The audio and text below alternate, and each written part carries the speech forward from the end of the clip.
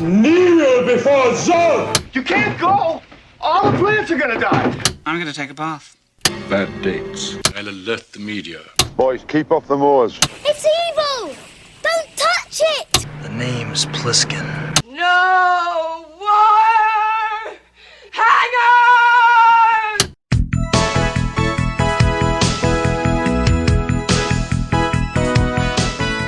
Welcome to a very special Vintage Video Patreon pick, where our patrons at the $100 tier are invited to request any pre-80s title they'd like for a custom review from the Vintage Video team, overanalyzing what you've seen and spoiling what you haven't. I'm Patrick O'Reilly. I'm Jesse Bayless. And I'm Richard Wells. And today, Louis Letizia has asked us to review Airport 77.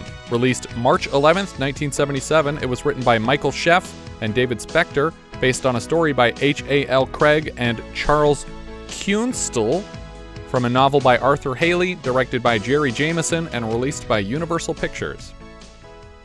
In 1968, Arthur Hailey's novel Airport was published and remained on the New York bestsellers list despite middling reviews from critics. The film found a much wider audience upon its adaptation to film by writer-director George Seaton.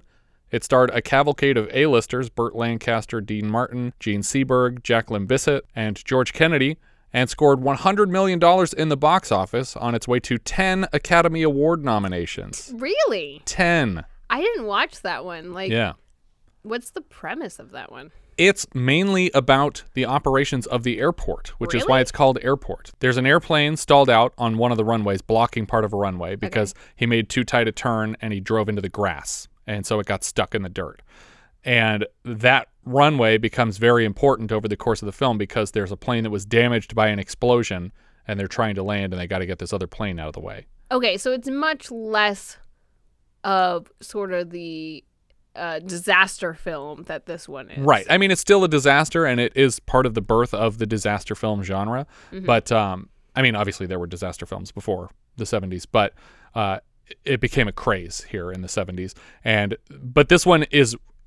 Airport 1970 is really slow. It's mostly about relationships between characters at the airport, and the stuff with the bomb and the plane blocking the runway is kind of happening in the background, and it's not as important as the rest of the story. It was an interesting choice, I would say. I think those kinds of movies and all of these kinds of movies are kind of hard when you have such an enormous cast. Right.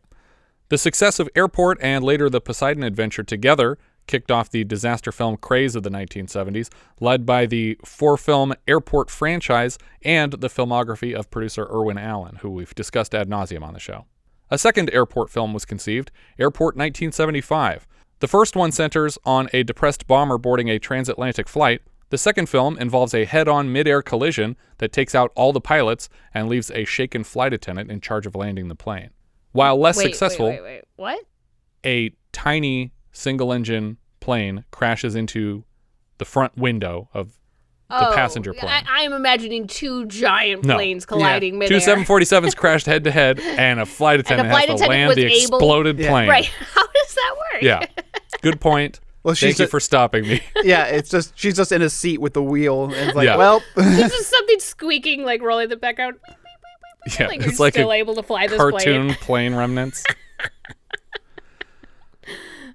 Wait, and when you said the depressed bomber, like he was going to kill himself for insurance money to provide for his family. Right. And when you say, but you wouldn't say a suicidal bomber, a suicide bomber? I was just trying to simplify that he wasn't like a religious suicide bomber that was like, I'm going to take down this plane, or like a terrorist. Depressed man. He's just a depressed guy who wants to die and wants it to look like an aviation accident so that his family can get insurance money. Got it. But I didn't want to have to spell out the whole plot of the film. It's also the plot of Airplane 2, because obviously Airplane 2 is making fun of this sequel to Airport. Right. While less successful, the second film paid for itself and warranted the greenlighting of a third film. Airport 77 combines the vehicles of the Airport franchise with the basic plot of the successful Poseidon Adventure franchise. This film was followed by a fourth, The Concorde, Airport 79, about the famous Concorde supersonic airliner that traveled at an average cruising speed of just over Mach 2, twice the speed of sound. So crazy. In that film, A witness with important evidence is on the plane, so terrorists are doing their best to shoot it out of the sky. But weirdly, it's the only film in the airport series with a connection. So after being shot at all day, they land and have dinner in a city and then fly out again the next morning. And get shot at again? Yeah. Do they really? Yes. George Kennedy is promoted to captain duty for the fourth and final film. Is he in all of them? He's in all four. Even though they kept the first film's title, little, if any, of the second through fourth films involve the operations of the actual airports, which is the main focus of the first film. I thought it was a little weird. Then I'm like, why is this called airport? Yeah. It's just airplane. Yeah, well, it's funny, too, because I read some of the reviews of the book, and there were people that were like, oh, yeah, this is a really exciting movie about an airport. Aren't you just thrilled at the idea of listening to an airport? I can't wait for his next book, Grocery Store or Parking Lot. It's just like harsh, dude. But I do really want to see the sequels to Grocery Store where it's really there's just no like, grocery it's store like in a it. fast, it's like Fast 5 or something Yeah. like that, but it's called Grocery Store 2. Grocery Store 79. On a budget of $6 million, Airport 77 managed to bring in $91 million in the box office and still scored a pair of Academy Award nominations for Best Art Direction for George C. Webb and Best Costumes for Edith Head. George C. Webb's nomination for set design was well-deserved after the construction of a 3-story, 4,000-square-foot airline interior set mounted on gimbals to allow the entire stage to be tilted back and forth. It was also obviously connected to a massive water tank for the flooding scenes, and beyond that, a 70-foot section of the plane's exterior was also built and submerged in a Florida lake for the outdoor set pieces. All told, the set design budget amounted to a quarter of the film's budget, $1.5 million, and I have to assume the rest went to renting military boats and paying for the bigger names in the cast, because what else would you spend money on outside of this plane? Yeah.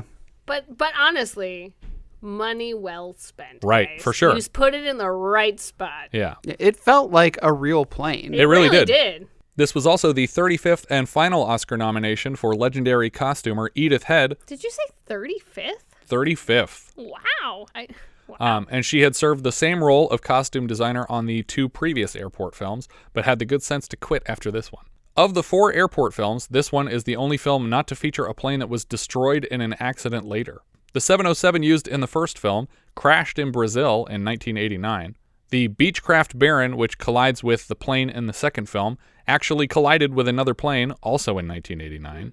The Concorde, used for the exterior shots in the fourth film, crashed in 2000, killing all 107 people on board and 4 people on the ground. Yikes. It was such a famous wreck that the Concordes were consequently grounded permanently, and the Concorde program was scrapped. Wait, is that the reason? Yes. The crash? Yeah. I thought they were grounded because of the insane noise violations. Well, that was a problem too, but they had other accidents. So they were just like, this doesn't make sense. I feel like that's the price you pay for convenience. I guess, yeah. If you want to be fancy. If they bought their tickets, they knew what they were getting into. I say, let them crash. Less than a month after this film's release, 2 747s collided in fog at Tenerife Airport in the Canary Islands, resulting in the highest death toll of any aviation accident to date. Note I say accident, because 9/11 was not an accident. They crashed those planes on purpose. Well, no, that makes sense. And it makes sense that 2 of the largest full planes 747s that have ever existed Yeah. crashing into each other would be the largest accident to date. For the film's television premiere on NBC in September of 1978, the broadcast was split into a 2-part miniseries, aired on the 24th and 25th. The film is less than 2 hours long as is, so an additional 70 minutes was added to the runtime, including new footage shot special with actress Lee Grant to expand her storyline. The more than 3-hour NBC cut has yet to be released on any home video format. Oh, man. I would actually like to see that, though, because I like this movie, and some of the things that I actually wish they developed was a little bit more of the character stories in the plane. Yeah. You know, in a similar way to you see in other disaster movies, like something like Titanic or Yeah. Poseidon Adventure, where you're really getting a little taste of their lives. Yeah. Well, I think most of the 70 minutes was actually outtakes and stuff that had been edited out of the film, but then they brought in Lee Grant to shoot some extra footage. And I'm assuming that's why the home video version doesn't exist, because they probably shot it with television cameras and it looks like trash unless you're watching it on NBC in 1970s. After the film's release, Universal Studios theme park in California added an attraction called the Airport 77 Screen Test Theater, where volunteers were invited to stand on a mock set and read lines from the script that were then edited into the film and played back to give the impression that guests were interacting with the cast of the film. They also gave volunteers the option to purchase their screen test on videotape or 8mm film. Really? Isn't that awesome? I wish they had something like that now. Yeah. That is kind of awesome. But especially for the time, because presumably that was either right after this film in the late 70s or early 80s. And so to turn around digital video copies. Well, what I think they must have done is they must have been shooting with 2 cameras. And they would have one that would be recording to a tape that they would give you, and they would have an 8mm camera that they would probably take your information and mail to you, because they couldn't process an 8mm film Well, that's what I'm saying. instantly. I don't know how they would instantly have edited those together. Not at the very least to present to you. Yeah. Because I could see them maybe. Maybe they would do it like they would do a live performance at the time, but then. And give you a copy of what they just created instantly just seems like... It's impressive. Yeah. Because the Razzies did not exist when the Airport series were in theaters, all 3 Airport sequels were retroactively inducted into the Razzie Awards Hall of Shame in 1983. Ironic, because the only installment not inducted, the first film, is undoubtedly the worst of the bunch. It's just really slow. And the second one's not great either, and it really fumbles the ending. But the first one was so boring for like half of them. Like the bomb doesn't go off until literally an hour into the movie. People give too much credit for stuff for being first. Yeah, like 10 Oscar nominations. We start this film with a helicopter moving along Palm Beach toward an extravagant mansion. This building is the Vizcaya Museum and Gardens on Biscayne Bay in what is now Coconut Grove in Miami, Florida. It was built by former resident James Deering, but after his death, the family could not keep up with its maintenance, and it now belongs to Miami-Dade County. Jimmy Stewart as Mr. Stevens is in the cockpit. When it touches down in the mansion's garden, Mr. Stevens is approached by a crowd of reporters. He has converted this mansion into an art museum. He tells them how he started his collection with stamps, which he traded for bicycles, and then old cars, and finally fine art, starting with a beautiful Renoir he saw. It's like that paperclip story. Yeah, where he trades it all the way up to a human head. What?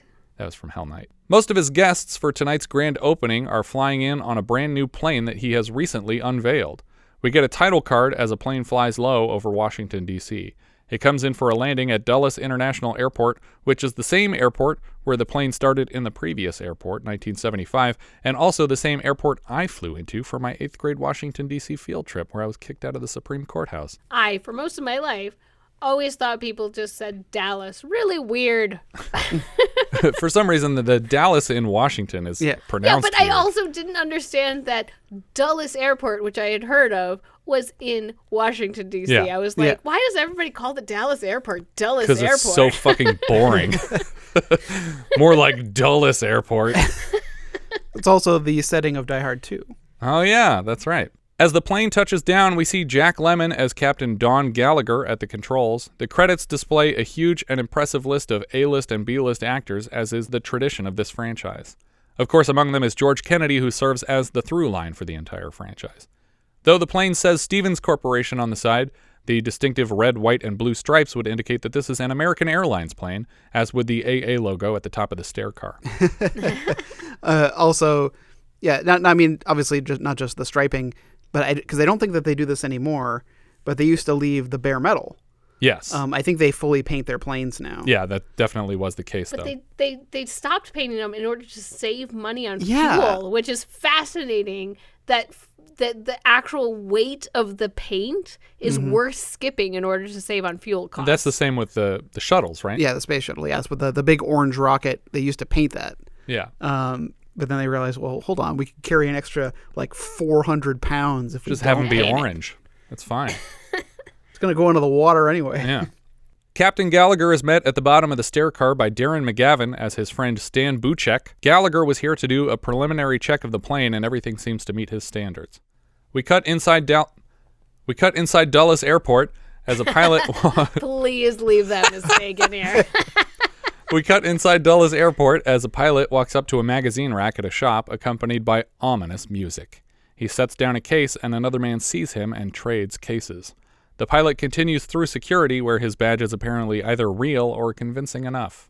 I didn't understand this because generally you would want to trade the things after the security. Yeah, exactly. Like the whole concept is that you can't get it through security. Yeah. He steps into a locker room and starts to open the case. Outside, in an airplane hangar, fancy paintings are being wrapped up and loaded into the plane. I wonder which is worth more, the cargo or the plane. Well, this point's a toss-up. Also in the queue to be loaded into the plane is a fancy old car, specifically a 1909 De Dion Bouton, and a giant crate of wine. Lafitte Rothschild 45. I didn't know there's any of that stuff left. After tonight, there won't be, Captain. Do you guys recall the last time we mentioned a Lafitte's Rothschild? What? No, I don't. The Duke ordered a glass of it in Under the Rainbow, and the hotel manager was so uncultured he didn't even know it was wine. Waiter, we shall have some Chateau Lafitte Rothschild. Okay. And, will you be having wine with that, sir? That is fine. Back in the bathroom, the ominous pilot affixes a mirror to the wall and stuffs his mouth with foam to change the shape of his jawline. Next, he applies a fake mustache to his upper lip because putting it on his lower lip would be weird.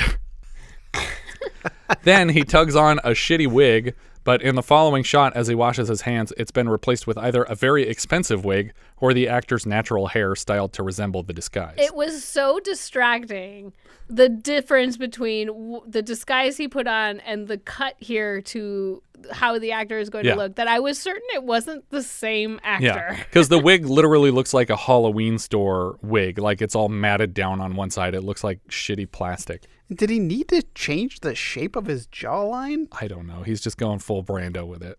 And if you're going to disguise yourself as a maintenance worker, why not get, like, maintenance worker credentials versus pilot credentials? Because he's posing as so many different jobs, though. Yeah. Just be the maintenance worker until you get on the plane. Yeah. Gallagher ducks into another office to meet with his long-term girlfriend, Eve Clayton, played by Brenda Vaccaro. Gallagher proposes to her just as she mentions a job offer that she's interested in another city. He suggests that he could find work flying there, but they'd still barely see each other. She seems happy with their occasional fling system, but Gallagher wants a wife and kids. They leave to grab lunch together, and we see the disguised pilot mixed in with the crew of throwers loading the plane. Throwers? Yeah. Yeah. Oh. There's more J&B whiskey in the hold, keeping with our recent pattern. The fake pilot/thrower touches base with another thrower, and they move deeper into the plane together to discuss some sort of nefarious plot. You know, you learn something new every day. They climb up into a crawl space where they can access pipes to the passenger areas and install a cartridge of CR7, which is labeled for military use only. CR gas is an incapacitating agent, but its side effects are much more painful than we'll see in the film, where it's treated like a simple knockout gas. Real CR gas causes extreme skin irritation and, in enough doses, cancer, and its effects are long-term. Oh, we don't know that none of these people got cancer. Right, that's And by effects long-term, you mean the passing out or the... Everything that it does, they would be hospitalized for weeks. The plane is moved out onto the tarmac and a red carpet is laid out.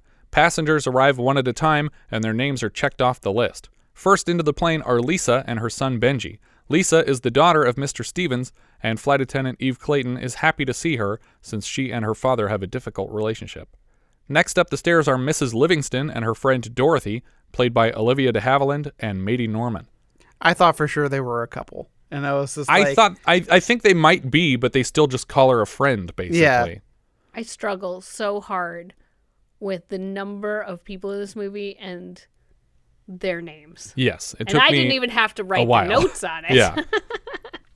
I just wrote the actor names for this movie of this type. I just write the actor names. But I honestly had trouble because like they don't constantly refer to each other. It's like some of them they do refer to each other by their names, but some of them they only say them like There's once one or guy twice. in here I'm still not sure what his name was, and I'm them really up, looking. But I'm looking them up to try to figure out who the hell they are, and I'm struggling because obviously this movie is older, and some of these people went on to have other careers, Right. and the pictures, all the pictures are of them Old people. older. Yeah. A chef in the galley asks for help from the flight crew, and we see that yet again, fake pilot/thrower has snuck his way into another job, posing as a steward.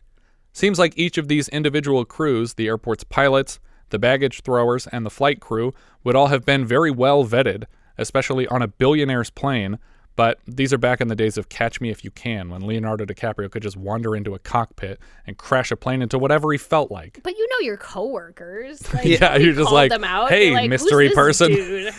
Well, yeah, because, and so, did the other conspirator, now stewards, also come in as pilots and change jobs? Just keep changing?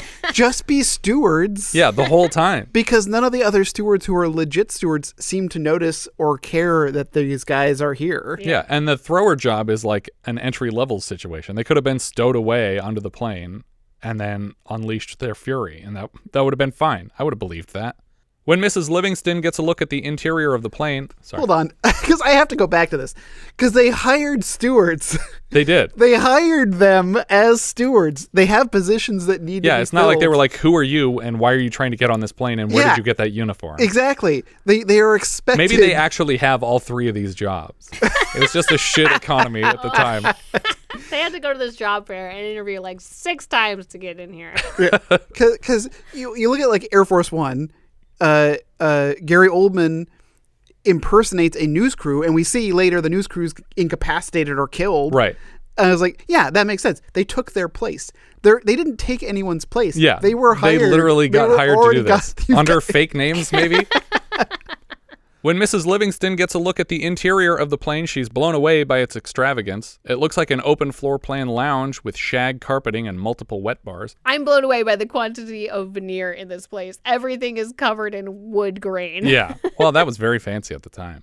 She's greeted by a friend named Ralph Crawford, who is happy to see her, and she's brought to a table and introduced to M. Emmett Walsh as Dr. Herbert Williams and George Firth as Gerald Lucas. Evidently, there's bad blood between Livingston and Lucas here because she supports young artists and he criticizes them. She declares a truce between them until they land. Then she will presumably murder the man. She challenges the table to a game of poker. 5-card stud, $10 ante, no ceiling on raises, and nothing's wild. Any objections, boys? Back by the door to the plane, a young girl named Bonnie is showing a crayon drawing that she and her class have done to Mrs. Livingston's friend, Dorothy. This girl was selected by her school to present the drawing to Mr. Stevens personally. A flight attendant gets the attention of the passengers and announces the floor plan of the plane, which we see illustrated on a screen. They are in the main lounge, but there are separate bedrooms for passenger use if necessary. The cockpit is upstairs, and the galley is downstairs.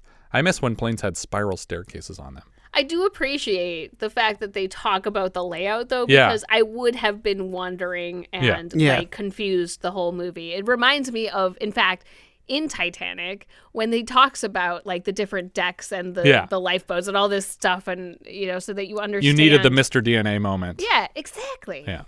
I also miss when planes had bars on them, but that's never going to happen again. I'll probably never go on another plane again, though, so it doesn't matter. I'm sure that there's planes like this still in existence. Yeah. You will just never go on Exactly. Yeah, this is like a Dubai Air or some really fancy where like when you're in first class, you're like in an isolated pod seat that goes full 180 recline. That was actually the most infuriating thing watching the whole airport franchise is even in the first one, when you see the seats in coach and they're like more luxurious than the seats in first class now. Yeah. Where there's like literally a lady walking like a giant hunk of meat on a plate and carving out steaks for people. And it's just like, Jesus Christ. These people are walking in front of the aisle without anyone getting out of their seats so that they can go to the bathroom. It's like, what happened? Why did we squeeze all these seats together till everyone was touching? Well, have you seen like some of the plane concepts that they keep trying to pitch? Oh, I know where people are sitting basically in each other's only. laps. Well, like, or they're standing only seats where they're kind of like the Superman rides where you're literally standing in a harness and you can't even sit. Look, I would buy a ticket to that if they promised to do one fucking loop. That's all I need is one. The other one is I hated where it's like a train car where you're sitting across from someone, you're facing the other way of the plane, like so. So like that'd be nauseating. Yeah, there's people facing forward and then other people facing backwards, but your legs are literally intercrossed with each other. No, thank creepy. You. I mean, depending on how hot they are, that's really gross. Well, they're Tim level. Yeah, hot. If it's Mel Gibson, sign me up. At the start of the flight, the in-flight movie is a laser disc of a special message from Mr. Stevens himself, greeting them to the plane and expressing his excitement at having them all visit the grand opening of his museum mansion. Who's that? It's your grandpa. Have I ever met him? Mm-hmm. Once when you were a little boy. How little? Oh, yeah, like that. The Laserdisc player used in the film is real. It was one of the only Laserdisc players in existence at the time, and it was brought directly to the set from the home of Universal president Lew Wasserman. This was his personal Laserdisc player. I love the concept of there only being like 5 or 6 Laserdisc players in the world, yet someone is producing content for them? Right, and custom content. Amusingly, the flight attendant uses it wrong, failing to completely close the lid and pressing the wrong button to play the presentation. Next, the pilot does a broadcast directly from the cockpit into the lounge so the passengers can see out the front window as the plane takes off. That's cool. Bonnie, the Cran girl's mother, seems a little scared for takeoff. This first shot of the plane flying over the city out toward the water with the clouds floating by in the foreground is actually really pretty. I'm sure it's a mix of matte paintings and miniatures, but it looks great. In the lounge, a blind man, or possibly an incredibly cool man, is wearing wraparound sunglasses. I was wondering, and I don't feel like I ever get the answer. No, he's blind. Are you sure? Yes. Okay. He's blind in real life.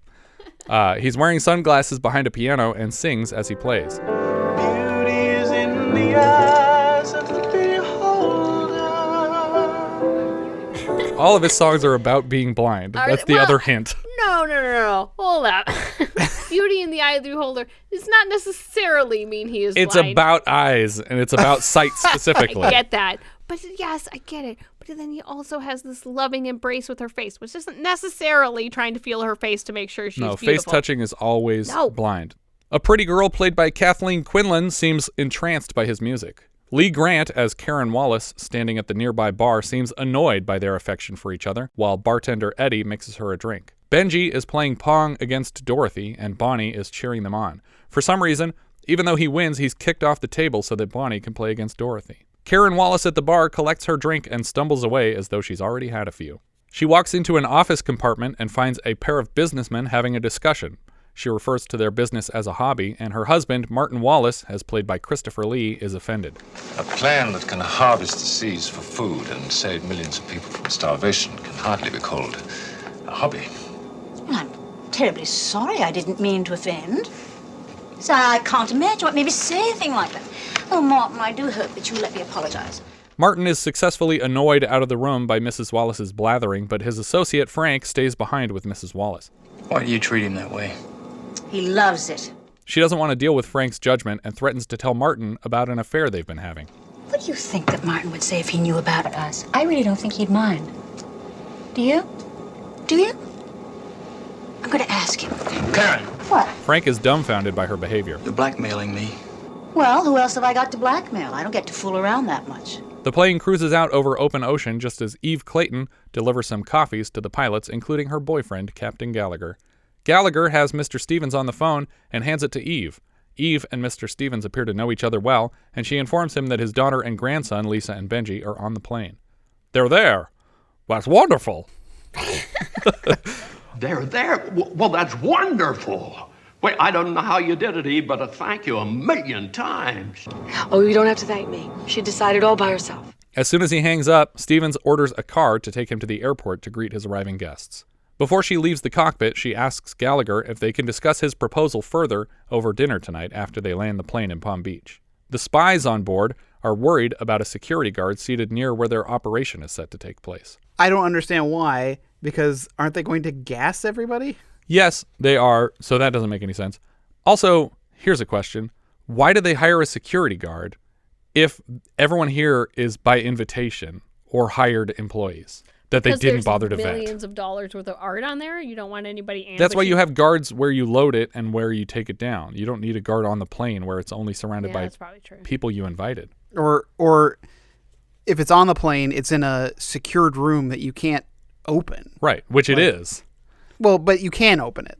Yeah, that's true. Yeah, but they can because they're employees of the flight. Yeah, I was gonna say no. It should be impossible to open from the inside. Yeah. Mrs. Livingston is brought champagne with an ice cube in it and recognizes the drink from the past. The steward hands her a business card for a Mr. Nicholas St. Downs III, London, 1936, and she realizes that a former flame is here on the plane. Is that the last time that they met? I think so. Okay. Yes. Because he had a card made up? Yeah.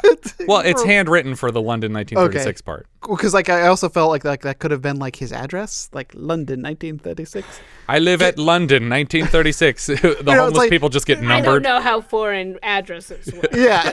He's posing as a British person. No, it's like when you watch a movie and they 123 Fake Street.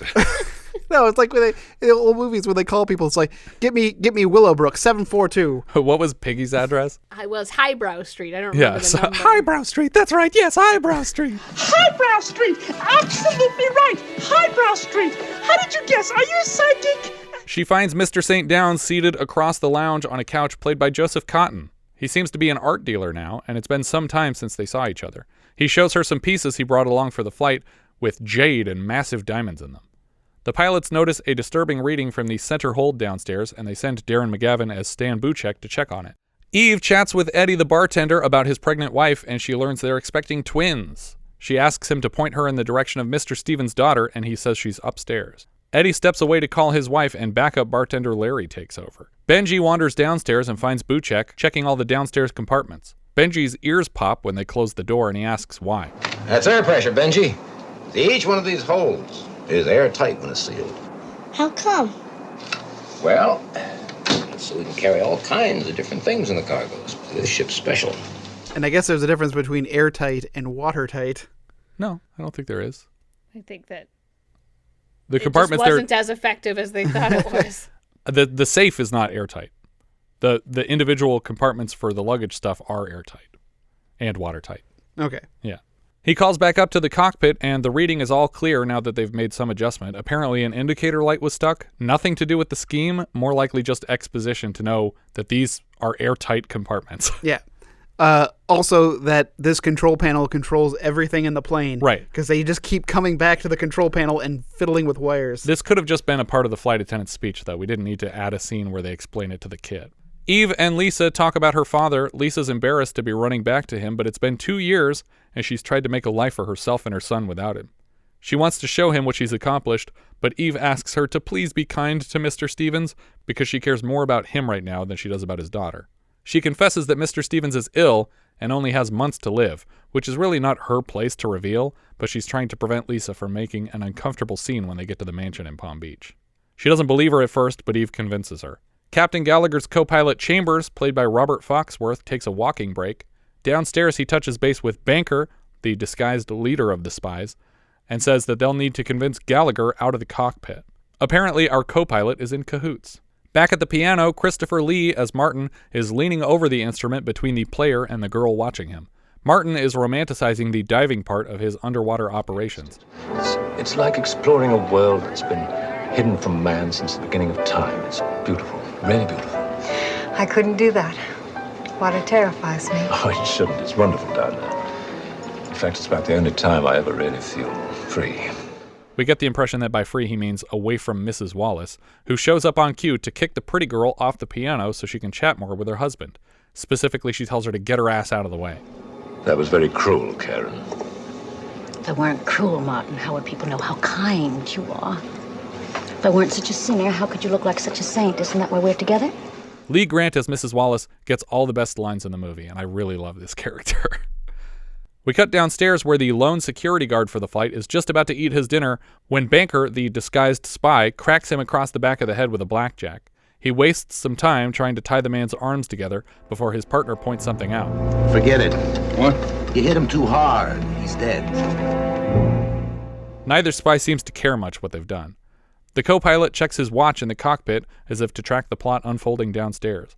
One of the spies crawls up to the CR7 canister and puts on the gas. Banker pages Captain Gallagher from the bedroom, posing as the flight steward. He tells him there's an emergency that requires his attention specifically. Gallagher puts Chambers in charge and leaves to check on the supposedly ill passenger in the bedroom compartment. Chambers flicks on the autopilot in Gallagher's absence and grabs a gun to knock out his navigator with. See, that's such a bad idea to hit somebody with a gun while you're in the cockpit. Use a stick if you're in here. As soon as Gallagher enters the bedroom, Banker knocks him unconscious with the same blackjack. All three spies are now in gas masks, and the CR7 is released through the ventilation shaft. We hear a hissing sound as it's pumped through the air conditioning into the lounge. Mr. St. Downs III is pouring a glass of champagne for Mrs. Livingston when he passes out, and she follows him quickly to the floor. Suddenly, the piano playing dribbles away as the player collapses, and within 30 seconds, everybody's down. I already mentioned how dangerous this gas is, but if it knocked out all the adults, I'm assuming the kids are dead. Bonnie is sprawled out over the pong table, and downstairs the gas canister is shut off. Banker tries to strip some unconscious passengers of their jewelry, but he's told there's no time for that. The third spy, whose name I never caught, is sent to the cargo hold where all the expensive art pieces are being kept. It seems like there's plenty of time. Yeah. Because the plan is to fly the plane to an island. Yeah, it's land, take all this art out, put it in another plane. Like, these guys have nothing to do while in this meantime. Yeah. They're way off course, and the air traffic controllers lose sight of the plane, probably on account of them flying so low over the ocean to keep them out of radar range. They're in the Bermuda Triangle. I'll try to contact them by radio. They're going to land the plane on St. George Island via a runway that's been out of use since World War II, and then unload it and flee before the passengers wake up, and the security guard doesn't wake up. And probably also this navigator doesn't wake up. I'm hoping that the runway is long enough. Yeah. To take off again? Well, it's a pretty big plane. Well, I don't think that their plan was to take off the plane again. I think they probably were had going to leave boat. it there. Yeah. Yeah, they probably had boats or something in position. But even so, the plane needs enough room to land on. Yeah. And if this runway is like a World War II runway, yeah, it's for jets and stuff. It's not for passenger planes. Mr. Stevens is informed that his plane is missing, and he is understandably worried. The Navy and Coast Guard are out in tandem looking for the plane, but the plane has gone way off course since the air traffic controllers lost it, so they're looking in the wrong place. Do you guys remember the last time people were looking in the wrong place? What do you got, Richard? Raiders of the Lost Ark? That's right. They're digging in the wrong place. They're digging in the wrong place. It seems the gas wears off faster than planned because the passengers in the lounge are already starting to wiggle their legs, which is the first sign of life. The thieves check every painting before they take it, even though they're probably all worth a shit ton. Yeah. Unless you're tight on space, maybe take all of these. Unless one of them's the kid's drawing it. Hold on, fuck this stupid painting. we have to make sure the kid's drawing somewhere in here. It just seems dangerous to open them at all. Take everything that's in this safe, which is in the safe for a reason, put it in your truck, and go. I always felt that stealing famous art was always a weird thing to do. Yeah. But it increases in value right when you take it. Right, but you can't realize that value in an open market, because... Right, but you can sell it to a crooked trillionaire who's only going to show it to his friends. Yeah, but it's going to be a fraction of what it's actually worth, because you can't just sell it to anyone. But a fraction is worth it sometimes. Yeah, like if I had a $500 million painting and the guy's paying me $50 million per painting, it's like, yeah, okay. Great. I don't give a shit. It cost me $0 to acquire. Yeah. And I know the actual value is nothing because it's just a bunch of oil smeared on canvas. Dumb art collectors. The view from the cockpit gets foggy, and they're at such a low elevation that by the time the co-pilot notices an oil rig approaching, it's too late to avoid it. They tap a wing on the tower of the rig, and the plane is sent hurtling into the water. This really bothered me that this was never addressed. Yeah. Is it an abandoned oil rig? Yeah, it's like, I try to tell you, these are unmanned oil rigs. Yeah. Krusty's burger franchise. But yeah, it was like, no one's going to report that a plane hit us? Maybe the guy who was going to report it was standing at the top taking a piss. He just got smashed with a wing. With each bounce, all the passengers are being jostled awake and then immediately thrown about the lounge. Stan grabs Bonnie, and Captain Gallagher tells everyone to hold on tight. When the plane comes to a sudden stop, someone, I couldn't tell who, is tossed through a plate glass window, and the pianist is crushed to the wall behind his instrument. The what now? The pianist is crushed by his instrument. Why wasn't that piano secured to the plane? Yeah, it's an airplane. You're going to have turbulence, and you don't want this piano dancing around in there. Yeah, they bank and do all kinds of stuff. Dorothy gets rocked hard in the head with what looks like a flying television or something. It's a really brutal hit. A cart in the cargo hold slides across the floor and punches a hole in the outer wall of the plane, letting water into the airtight compartment. It then slides back across the room and pinches Banker against the wall, so he's crushed while the compartment floods, and he quickly disappears under the water. The passengers get their bearings and realize they've just survived a plane crash. Mrs. Wallace notices out the window that they're sinking below the surface of the water. There's still a lot of air in this plane, though, and it for sure wouldn't sink. Airplanes are extremely light already, but when they're airtight and full of air, they just don't sink to the bottom of the ocean. Everyone is suddenly screaming, but luckily the plane touches down at the bottom of the ocean 30 feet down. I could have sworn the ocean was deeper than this, but maybe I'm wrong. Well, but I feel like in the description or like later in the film, they say something about 200 feet. I'm like, never in this entire movie does it look like 200 feet because they have divers going down to it. Divers don't easily go down 200 feet without having like staged, recovery zones. And the plane is practically touching the bottom and still sticking out of the water at the same time. Yeah, you can see the plane from the air. Yeah. Also, I was given the depth when Jack. Well, we'll get to it, but there's a scene where it's like, oh, well, you got the bends. Yeah, for sure. Yeah. Captain Gallagher assures the panicking passengers that the fuselage is pressurized and that the flight's movements have been tracked by radar all along, so help is for sure on the way. At the very least, somebody on that oil rig will probably put in a call about getting hit by a goddamn plane. Bonnie is still unconscious, and her mother is freaking out about it. Of course, Mrs. Wallace, the sloppy drunk, accuses Gallagher of having done this. Mr. St. Downs and Mrs. Livingston are taking care of Dorothy, conked out against an emergency exit door. Dorothy looks worried about the children, and Mrs. Livingston lies that they're fine. Won't somebody please think of the children? That Bonnie girl is definitely not dead, Dorothy. Just don't look over there. Lisa and Eve were still unconscious upstairs, and Lisa freaks out when she realizes Benji is missing. Gallagher assures her that he's okay downstairs, but she screams and runs off. Eve still doesn't know what happened. Oh my God. What's going on here? Look, Eve, we crashed. We crashed. Now, look, yes, we crashed. Now, listen to me. There's people down below, and they're seriously injured, and we've got to... She's freaking out, and he begs her to calm down and help him take care of the passengers. When Gallagher gets back into the cockpit, he finds the fake flight crew spy dead and his co-pilot Chambers unconscious and bleeding. As he tries to unbuckle the co-pilot, he notices a gun in the man's waistband and understands implicitly that his co-pilot was a mole for these art thieves. It's also possible that he wrestled a gun away from this would-be hijacker in the cockpit, but that excuse doesn't occur to either of them. I think it would have been neat to have Chambers lie and then just end the movie with everyone thinking he was a hero uninvolved in the robbery. You just have him like sideways glancing at everybody on the deck. Or he could even say, this guy came at me with a gun, and I tried to fight him back. He knocked out my navigator. Dr. Williams is checking on the passengers one at a time and diagnoses Bonnie with some unknown internal injuries. See, I can tell because she's injured, but not so much on the outside.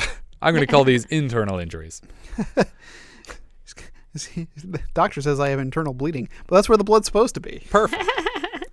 Buchek is asked to make an estimate of how long the plane can last before it ruptures, and he hopes long enough for the rescue teams to find them. But really, it's like, who knows? We hit a thing, and then we crashed into water really hard. Man, planes are designed for low pressure, not extreme high pressure. Yeah. And even though they're not down that far, the frigging aluminum that these planes are made from... It should be crushed. Yeah, exactly. It wouldn't be super crushed, but enough where all the seals would give out. And definitely if there's 200 feet of water above the plane, it would be flattened like an aluminum can. Because it is an aluminum can, quite literally. Mm-hmm. They hear a tiny voice somewhere, and they find Eddie in the radio room with a piece of heavy equipment crushing his legs. They lift it off him and cut open his pant leg to inspect the injury, and it's bleeding a lot. Not to mention, this guy's about to be a father of twins, so that's 2 counts against him surviving the film. Dare I say that he's also African-American? Oh, yeah, that's another thing. In the 70s, you're not going to make it. Stan puts Dr. Williams on the case of the bleeding leg. Williams borrows Martin and another passenger for help, and they start looking for whiskey. The word whiskey reminds Martin of his wife, and he moves to comfort her before leaving to help the other passengers. I thought for sure he was going to say, give me your purse. That's what it says. I thought at first he was going to ask her for whiskey to help the doctor instead of comforting her at all. Because she made a point of showing that, look at all these liquors that I have. Yeah, she's sneaking all the J&B bottles. Don't leave me. Just for a minute. Just don't leave me alone. But, Karen, there are injured people here who need help. Well, you're supposed to take care of me. I mean, what's going to happen to me? I'm sorry, my dear, but the doctor needs me. Also, you're not injured, so just sit down and relax for a second. People are bleeding to death. Downstairs, Buchek finds a circuit breaker to get the lights back on, and they can hear running water. There are bulges in the interior of the plane that threaten to rupture. There's also a leaky safe door on the bottom floor, and water is slowly trickling in around it. Pretty girl Julie is taking care of the smashed piano player, Steve. She offers him water, and he touches her face and tells her he loves her. She gives him one of her earrings for some reason, like she's goddamn Cinderella or something.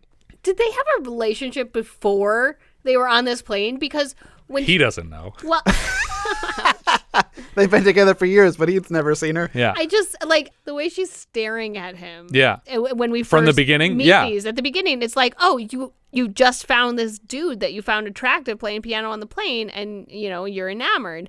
But like, to go then when you're dying to be like, I love you, and I just met you 5 minutes ago. Like, I literally didn't know you were at the piano all night. This is the first time I've felt your face. These are the first words you've said to me just now when you asked me if I wanted water. I didn't know you existed until you said that. I went back to like all the scenes that I could remember. They never talked to each other. Yeah, I was like, did I miss? There's something I've missed or didn't see.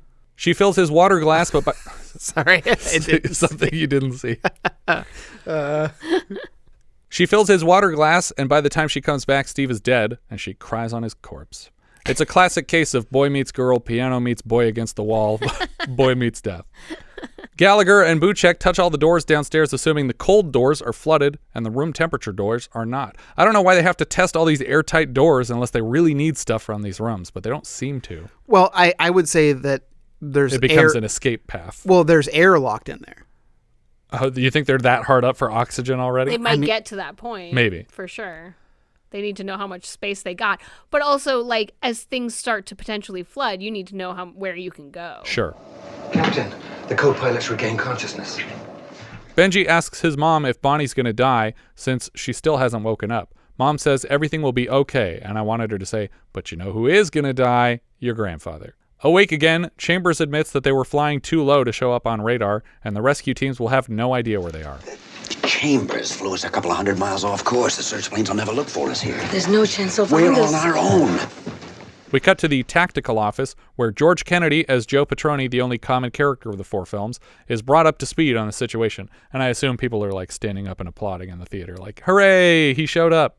Once Petroni knows all the pertinent details, he takes Mr. Stevens on a walk to brief the man. Petroni assures Mr. Stevens that based on the manpower devoted to this operation, that if there are survivors, they will find them. My daughter and my grandson are on that plane. You know that? We cut back to the plane at the bottom of the ocean as Eddie is carried into the lounge by four men and laid across a couch. A flight attendant asks the doctor how bad his fracture is, and he confesses in secret that he is technically a doctor of veterinary medicine for Mr. Stevens' stable of horses, but he's doing the best he can. She agrees to keep this information between them. Captain Gallagher and Buchek pore over the available schematics of the plane's complex circuitry. While they inspect the blueprints, water begins to drip from a bulge in the ceiling onto the page they're looking at. Buchek lifts up a window shade to see water is pouring in between the panes of glass in the windows. Mrs. Livingston and Lisa are hugging and crying together when Livingston thinks she hears something. She calls for silence, and all the passengers shut up simultaneously. They identify a distant humming sound as a passing ship and assume that rescue is at hand. Just as quickly as it arrives, it departs, and it sinks in that the ship has unknowingly passed them by. It's just a passing ship. They didn't even know that we were here. That's enough. Nobody does. I said that's enough. More than enough, Mr. Gallagher. The doctor is seeing to Bonnie, and her mother asks if she's doing any better, but she's only doing worse. He notices her temperature has gotten higher. There's only so much he can do from here. We cut back to Livingston and St. Downs III as he uses a handkerchief to dab at her tears. Captain Gallagher finds something in the schematics to indicate a shortcut in the circuitry that they can use to open a compartment remotely from inside the plane. It could be dangerous to the structural integrity of the plane, but they also need to send someone to the surface or else risk never being found. The captain explains the plan to the passengers unnecessarily. They will send a person in a raft with a radio to the surface. They will close said person into an airtight compartment downstairs and activate an exterior door for the person to escape through. Captain Gallagher has volunteered to be that man to bring a radio to the surface, and Martin Wallace is quick to volunteer himself as a backup since he has lots of scuba diving experience, also probably to get away from his wife. Again, Mrs. Wallace is furious to see her husband volunteering for this dangerous work when she needs personal consolation. Let the pilot go. Why are you taking a chance like this? I'm not doing this for the pilot, Karen. I'm doing it for all of us. We're us. We're us. They're a bunch of strangers. That's your problem. You think everybody is us. Can't you forget about other people for once and think about yourself? Other people thinking about themselves that got us down here in the first place, Karen. He gives her a kiss goodbye before heading down with Captain Gallagher to the exit plan. Eve also kisses Captain Gallagher goodbye. I feel like it's a weird choice for... Like, I know that the captain is volunteering because it is a potentially life-threatening thing that he's doing in order... But he's supposed to go down with the ship. Well, yeah, that's kind of what I'm thinking, that I'm just like, but also, if you're successful, you might be the only one that survives this entire thing. I'm sure that's really why he's volunteering. But I would think that you would be like, who's the most capable person who's not the captain? Because I would leave the captain to keep order on the ship. Yeah. They should have just put everyone in this room. Well, or at least like... as maybe they only had the 2, but how many oxygen masks do you have? Like, yeah, I don't know. Take somebody with you and like shove them out the door when you get in there and just have them go to the surface. You worry about the boat part. Yeah. Gallagher and Martin are locked into the airtight compartment and stand against the door side until the outside hatch has been electronically activated. As a pair of wires are crossed to open the outer door, the lights flicker throughout the plane and the plane is underway. The doors seem to be stuck, or at least not opening fully, and Gallagher assumes it's just another crossed wire somewhere. Martin moves to unblock the door by hand, but just as Gallagher warns him away, it bursts open and water blasts him across the room, knocking him unconscious. Or knocking him dead, maybe. Yeah, I mean, I guess... think he hit the wall hard enough. Well, he's probably unconscious, but what can he do? Like, right. He can't get him back into the plane. Yeah. That's also when I say just shove him out the door and he'll float to the surface and, cross your fingers. Yeah. Captain Gallagher only has 2.5 minutes of air in his small oxygen tank, but takes the time to verify that Martin is dead before exiting the plane. Because Christopher Lee insisted on playing his own drowned corpse for this shot, he was awarded a belt buckle by the Stuntman's Union. They were like, good job, buddy. The passengers watch through the plane's outer windows looking for any sign of the 2 men, and when only Captain Gallagher surfaces, they deduce the fate of Martin Wallace. But not just that. His dead body does float past the window. Yeah. Once again, leaving his wife behind. Yeah. I feel so free.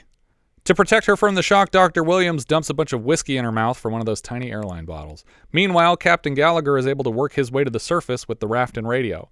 On the surface, Captain Gallagher activates a beacon to notify the search and rescue teams of their location. We have a beeper. Navy Search 5, this is Navy Search Base. We have an emergency beeper at coordinates 27 degrees north, 65 degrees west. Proceed and investigate. This is Navy Search 5. We'll go out. This radio operator is actually Jack Lemmon's son, Christopher Lemmon. I'm sure Richard already looked this up, but so did I, and it's ocean, all right, those coordinates. Any combination of numbers was probably most likely to be ocean, but this happens to be just south of Bermuda, which is where the Bermuda Triangle is found. Now, the signal on this raft, is it also radio based? Yeah, I'm sure it's a radio signal, yeah. Because originally they're like, it'll be activated when it hits the surface. And so I thought it was like one of those things that's just like, oh, when it gets wet, it activates. And then, but I guess it would have to be on the surface in order to reach anyone because radio won't work through water. Yeah. Do you guys recall the last time we dealt with the Bermuda Triangle? A reporter was writing an article about all the missing crafts. And he discovered an alternate explanation. Was it the island? It was the island. Yeah. Mrs. Wallace has to fix her makeup from all the crying before returning to the other passengers. She decides on suicide to solve her depression and fidgets with the plane's outer door for a minute until Eve Clayton approaches to stop her. It's more like mass murder. Right, that's true. And suicide door opening. And no one does anything to help Eve. Well, yeah, it's true. She's by herself there. And everyone else can tell what's happening and they're freaking out about it. Mrs. Wallace? I have to leave. Why? You don't have to leave. If you open that door, you'll be hurting a lot of people here. Please don't. Don't do it! They wrestle over the handle for a moment, and when it's clear this woman is going to get them all killed, Eve has to knock her out with a right cross. I don't know if you could open that door. As much as the plane is pressurized, because that door opens out. Right. So as much as the plane is pressurized, I don't know if it's enough to offset the pressure. Yeah, it might be like that Mythbuster situation. closed. You have to break a window before you can open the door. Equalize. Yeah. This moment reportedly played to ravenous applause in theaters, though, when she knocks out Mrs. Wallace with the punch. Just then, a jet passes overhead to verify the location of the plane and sees the raft and the plane through the surface of the water. Amazingly, since the plane is completely visible from its 30 feet down position. The model used for this overhead shot is 14 feet square. They wanted something that had a sense of scale to it. Captain Gallagher waves at the passing jet as it tips its wings back and forth to acknowledge that he was seen. Come on, baby. Come on, yes! Yeah! Yeah! Yeah! Yahoo! Give me a whack! And a whack! Navy search base. Their location is reported back to rescue headquarters, and everyone celebrates. The jet pilot reports that the aircraft is fully underwater and only a single survivor is visible. Mr. Stevens hears this and looks upset until the pilot confirms that the fuselage of the sunken plane appears fully intact. He's not upset enough Right. for my taste because he has 2 family members on that airplane. Well, to be fair to Jimmy Stewart, this is dialogue that's being put into the shot afterwards, so he might not have known what's supposed to be said over the radio and reacted to it properly. The team in charge of finding the plane now puts together a plan to raise it from the ocean floor. I want this to be a first stage alert. There'll be helos, scuba teams, compressors, air hose packages, the works. I want this treated exactly like an emergency sub-salvage operation. Mr. Stevens is offered the chance to join the SS Cayuga, the responding battleship en route to the rescue site. Joe Petroni is also invited, but turns the offer down, announcing he's of more use here. The choreography of this rescue mission is worked out exactly like a real-life sub-salvage, step by step. They loop massive yellow belts under the plane. Inside, the leaks are getting worse, and water is pooling all over the place. And when we say sub-salvage... Like if a submarine sinks and loses power to surface. Right. So... Or if it's damaged. With people potentially with survivors, on yes. board, alive. Yep. Okay. New leaks are brought to Buchek's attention, but there's nothing much anybody can do now except wait and pray. He urges everyone to the opposite end of the plane in case the leaks get worse fast. The approaching ship notices the raft and sends an inflatable raft out to pick up Captain Gallagher. A follow-up boat full of frogmen look for the plane from the surface of the water. Mr. Stevens is on a helicopter headed for the battleship. Once Captain Gallagher is brought on board the battleship, he's led to the captain of the SS Cayuga. He tells the captain what's going on under the water. There are survivors, but they're running out of air down there. We see the plane rocking in the silt on the ocean floor, and the passengers are all freaking out as water continues to pour into the lounge. The captain on the battleship is in radio contact with Joe Petroni, who gives him instructions on the stress points to avoid when bringing the plane up to the surface. Now, they did show a snippet of the plane seemingly to be approaching some kind of trench. Yeah. Mm-hmm. And that never comes into play. Yeah. I did feel like maybe it's stuck on the top of like an underwater butte almost, and it's about to go over an edge into a Mariana Trench. It definitely was established like it was going to be... worse. Yeah. Something that came back to affect them and they had to deal with, and they never did. Petroni warns that at any point the fuselage could rupture and they need to be prepared for that. Captain Gallagher uses the stress points information to talk his way onto the dive team despite an amateur rating as a diver. Do you guys remember the last time somebody discovered a plane sunken off the coast of Florida? Yes. It was that movie whose title escapes me.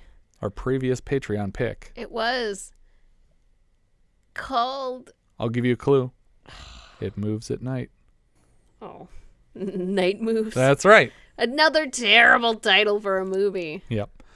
Some of the divers on the team think this whole balloon rescue attempt is a waste of time, even though this is exactly how they would recover a sunken submarine. I guess submarines are armored, so they would survive this process easier, but still, you wouldn't think balloons were so ridiculous if you'd seen them work. The dive team tip backwards out of their boats and swim down to the plane. The passengers inside are relieved to see a diving rescue team on approach. Outside the windows, Captain Gallagher holds up a sign that says they're lifting the plane and advising everyone to find a secure position. The divers enter the room that Gallagher escaped through, and he points out the stress points in the structure of the plane. Swimming around the outside, he uses a marker to draw X's all around the plane for areas to avoid or not to avoid. No, I think with he's the balloon marking where the supports. balloons go. Yeah. I hope they discussed this signal ahead of time. They just wrap up all the weak points and just tear the plane to shreds. Oh, it's 2 words. It's a movie. Okay, first syllable. We should have talked about this above water. The dive team return to the boats and come back with their equipment to wrap the plane up. They feed a metal bar under the plane through the dirt and then hook it onto a belt on the opposite side and pull the belt under the plane. Balloons are attached to the ends of the belts on each side and strapped in place. Do you recall the last time we had to secure a large pockets of air to a ship to bring it up to the surface? Raise the Titanic? Yeah. Balloons are attached to the ends of the belts on each side and strapped in place. Inside, the passengers are freaked out about the sounds of the belts being dragged under the plane. Back on the surface, air is pumped through hoses to fill the U.S. Navy balloons strapped to each end of the belt around the plane.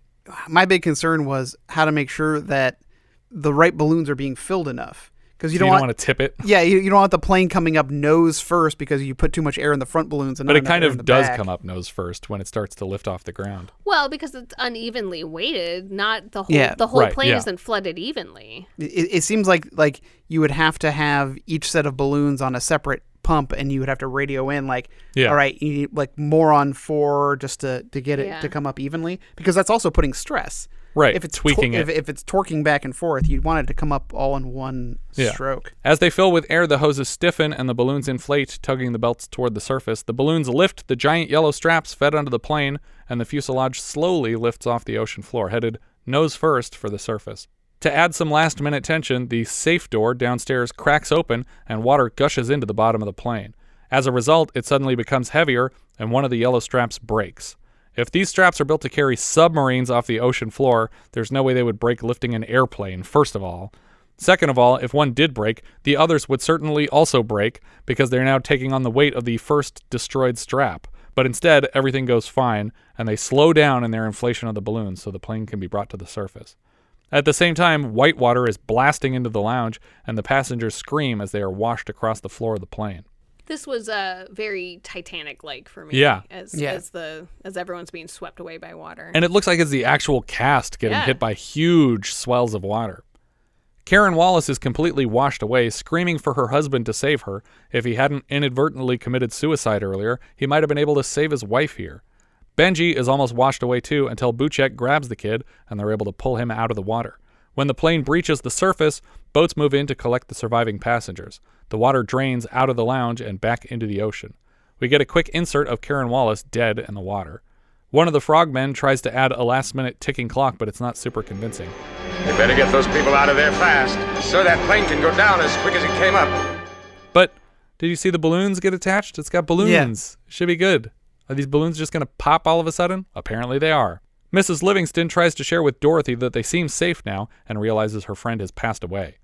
Buchek opens the side door above the wing and instructs injured passengers to be transported to safety first, then children, then women, and then adult men. Jesus Christ. Everybody just run through this frickin' door. Yeah. Like, I know that you're supposed to stay organized in an emergency, but the slowness at which people exit this airplane drives me crazy. Yeah. It seems like they would have open doors on both sides. Like, and there's also not that many people on the plane. Don't even bother getting in a boat. Just jump out of this door as fast as anybody can walk through a door and jump. Like, get in the water, get out of this airplane. They'll fish you out of the water. Just jump out of the plane now. Despite not being a doctor, Mrs. Livingston is comfortable pronouncing Dorothy dead and leaving her body on the sinking plane. The rescue boats are quickly filled with passengers, and the plane should be getting lighter this whole time.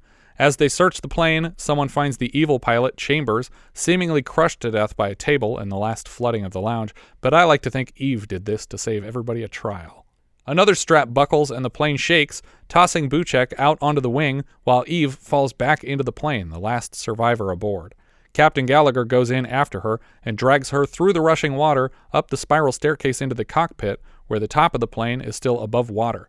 Bubbling white water chases them up the stairs, but they're able to close themselves into the cockpit, where he opens an emergency exit off the side of the cockpit and throws her out into the waves. I was like, at first I was like, don't open that door without sealing the cockpit first. Right, yeah. Because that bubble of air is keeping the plane up. Yeah. And then all of a sudden you're going to open that door and all that air, the water is just going to fill that void. Yeah, but suddenly it sinks scuba gear rapidly. On still, right? Yeah, he does. So he's fine. No, but you can share one tank of air. You can pass the regulator back and forth. Yeah. So, like, I feel like I would have sat right there, passed the regulator back and forth as the cabin fills with air, and just gone out the door that's right in front of you. Yeah.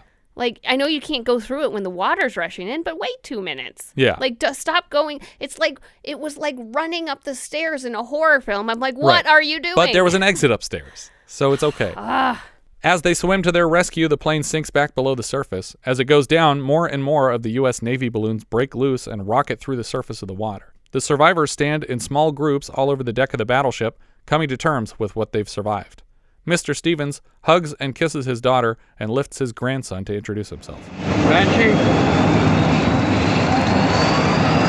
I'm your grandpa. The last few injured passengers are loaded into a medevac chopper, even though this ship for sure has medical facilities of some sort. Maybe their particular injuries are too complicated for a non-hospital to deal with properly. The rescue chopper that collected Eve and Gallagher touches down on the deck, and they profess their love for each other and kiss before stepping out to rejoin the others. The passengers are quick to hug and cry around the captain and his no-doubt fiancée. A title card reads, "The incident portrayed in this film is fictional. The rescue capabilities utilized by the Navy are real." An aerial shot pulls away from the crowd on the deck of the ship as credits roll and the film is over.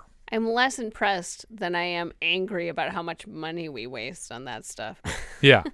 I mean, yes. How much did this cost American taxpayers? People's lives are important. I'm not saying don't try to rescue people, but, the amount of money we spend on the military. They could bill Mr. Stevens for everything. Or are you talking about in real life? Real life. Yeah, that's true. It's like what? You do this in real life? What was the last movie that we had where the Navy donated? Raise the Titanic, wasn't it? Well, Raise the Titanic did it, but before Countdown. that, Final Countdown did a lot of it. And they let them use the planes and everything. Yeah. They did the mid-air refueling. Right, yeah. Yeah, and then the crazy airplane stunts showing off that almost killed somebody. But every time one of those movies comes out, people are like, I want to do that for a living. I'm going to sign up for the Navy. I mean, it's a recruiting tool for them. It's their recruiting tool. Yeah. I get that, but it doesn't make me any happier that they spend way too much money. Yeah. But this movie is definitely, of the four, the best one because Concorde is really shaky and it has the least impressive cast of the four. I feel like this is still a really solid cast, even though Jack Lemmon is clearly the headliner and he was kind of at a low point in his career at this moment in time. I feel like, Olivia de Havilland and Joseph Cotten lend it a lot of gravitas, and all these other people are great and the acting is great. And I love Brenda Vaccaro, obviously, but the first film is very, very slow. It makes sense though. There's no logic problems with the first film, but the fourth film makes no sense because it's just why are we taking this Concorde that was shot at with missiles yesterday back into the air today without an investigation? Nobody is debriefed. They don't arrest anybody or check the plane for damage before they fly it back into the sky. Literally the second leg of the trip, it's practically tearing in half because it's so fucked up from the first flight.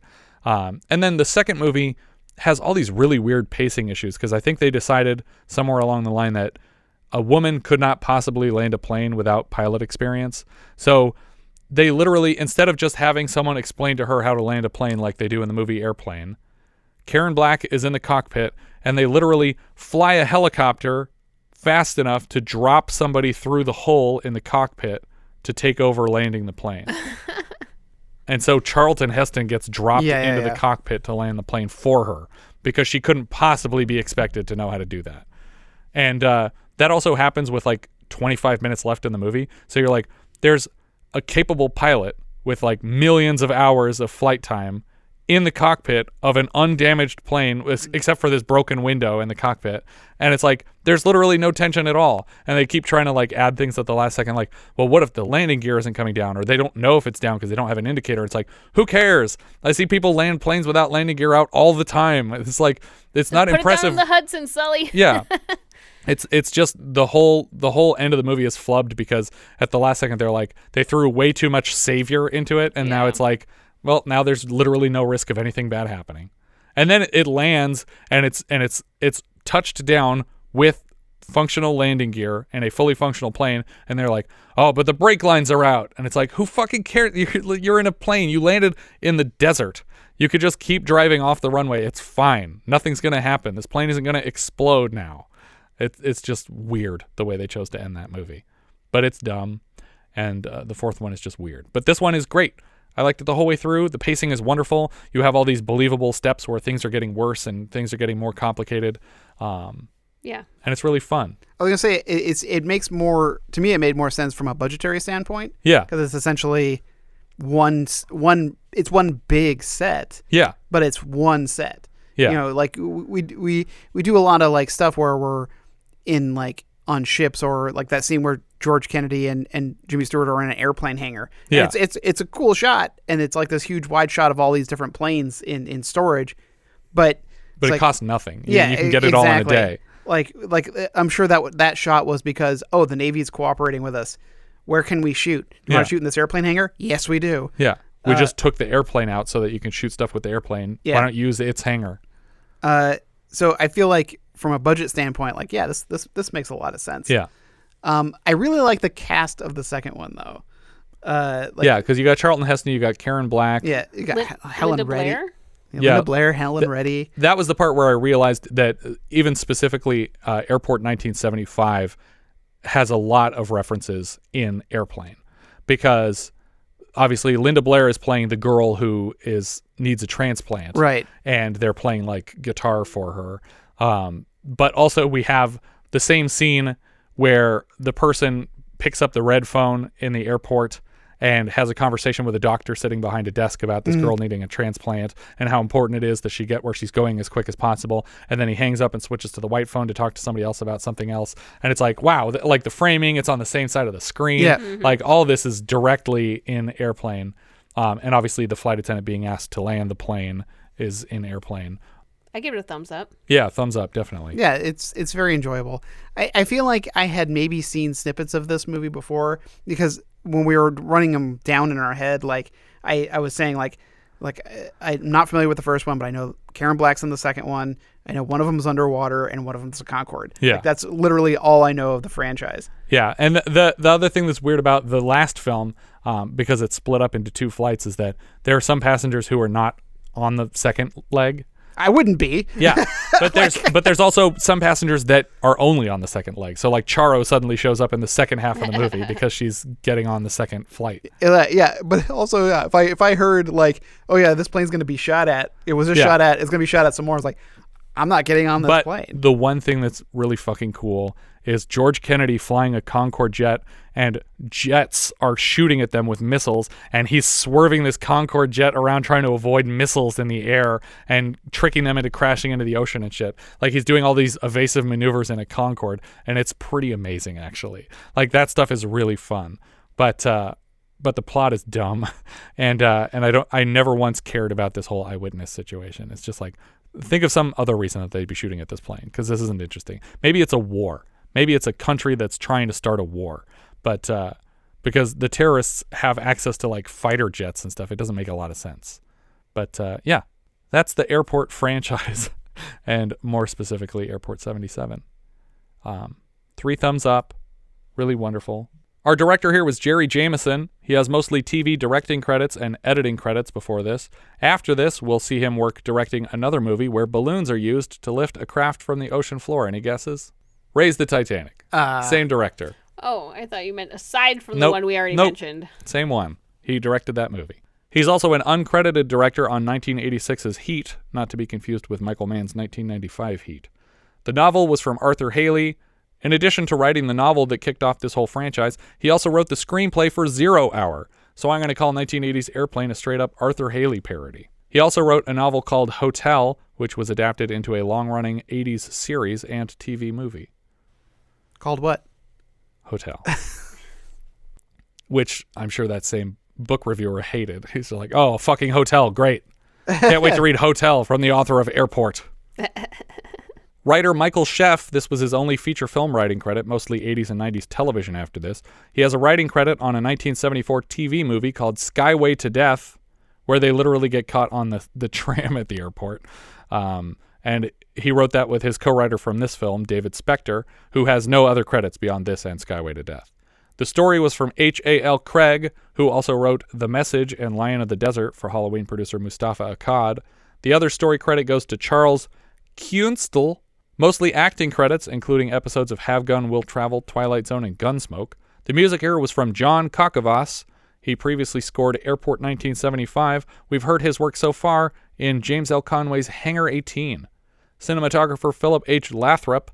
Before this, he DP'd Finian's Rainbow, They Shoot Horses, Don't They?, The Traveling Executioner, and Rabbit Run on his way to disaster films Airport 1975 and Earthquake. After this, he lights The Driver and returns to this franchise for The Concorde, Airport 79. We've seen his work so far in Little Miss Marker, Loving Couples, Foolin' Around, A Change of Seasons, and All Night Long. Editor Robert Watts has mostly TV editing credits. His only other feature is 1973's S, about a scientist who develops a serum to turn people into snakes. The other editing credit goes to J. Terry Williams, who previously cut The Russians Are Coming, The Russians Are Coming, Hornet's Nest, and Airport 75. He reunites with director Jameson to cut Raise the Titanic and TV movie Goliath Awaits. Nice. When Jesse and I were talking about what this movie reminded us of, she said Poseidon Adventure and Titanic, and I said Raise the Titanic and Goliath Awaits, and it turns out all three of those things are edited by the same guy. Goliath Awaits, this, and Raise the Titanic. But also all three of these films this guy edited deal with recovering sunken crafts with most of them have survivors on board. Jack Lemmon played Don Gallagher. He actually trained in both diving and flight schools to prepare for this role, but ultimately admitted that agreeing to this film was a mistake. Oh, he does not like it. Oh. He thought his career was dwindling down and instructed his agent to pass along whatever paid the most at the time, and that was this. I disagree. You did fine. Yeah, and I haven't seen him do this kind of like action-y stuff before, so that was neat. He plays C.C. Baxter in The Apartment. He's Felix Unger in the Odd Couple movies. He's Jerry/Daphne in Some Like It Hot. He's also in Glengarry Glen Ross and Grumpier Old Men. He has Best Actor and Supporting Actor Oscars for Save the Tiger and Mr. Roberts, respectively. Never heard of either of those. Oh, Mr. Roberts is great. Good stuff. And Henry Fonda and Jack Lemmon and Oh, okay, cool. James Cagney. We last saw him last season in our Patreon review of the original Out of Towners and as the lead in Tribute. Lee Grant played Karen Wallace. She was the aunt of the devil in Omen 2. She's Anne McGregor in The Swarm and Mrs. Colbert, or Colbert, in the Heat of the Night. She's also Louise Bonner in Mulholland Drive. She won a Best Supporting Actress Oscar for her role of Felicia in Shampoo. In 1971, she was nominated for Best Supporting Actress in The Landlord and lost to Helen Hayes for her part in the first Airport film. Also nominated that year were Hayes' Airport co-star Maureen Stapleton and future Airport 1975 star Karen Black. We saw her last year as the judge at the end of Little Miss Marker and earlier this season as Mrs. Lupowitz in Charlie Chan and the Curse of the Dragon Queen. IMDb trivia for this film included this amusing tidbit. In the movie, Lee Grant's character is married to Christopher Lee's character. If they were to get married in real life, her name would have been Lee Lee. Brenda Vaccaro played Eve Clayton. She was Shirley in Midnight Cowboy, Kay Brubaker in Capricorn 1, and Bianca in Supergirl. She was nominated for Best Supporting Actress for her role in 1975's Once Is Not Enough, and we saw her as Monica Gilbert in The First Deadly Sin and Florinda in Zorro the Gay Blade. She also provides the voice of Ardith, Jay Sherman's ex-wife, on The Critic. Joseph Cotten played Nicholas St. Downs III. He's in The Third Man, and he is the third man in this movie because he's a third.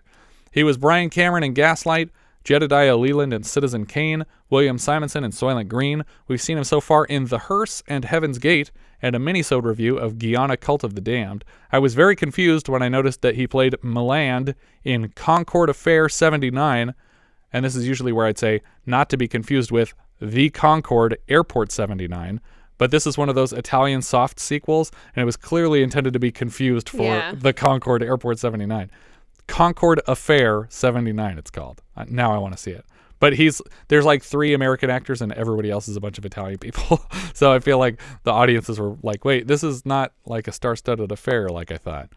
Olivia de Havilland played Emily Livingston. She has acting credits back to the mid-30s, including Captain Blood, The Adventures of Robin Hood, where she played Maid Marian, and Gone with the Wind.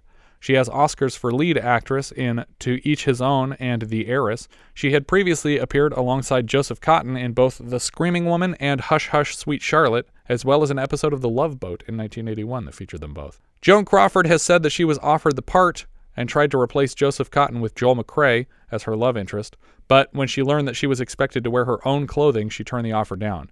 That seems crazy to me because Edith Head was the costume designer on this film, unless she just did like the uniforms for the flight crew or something.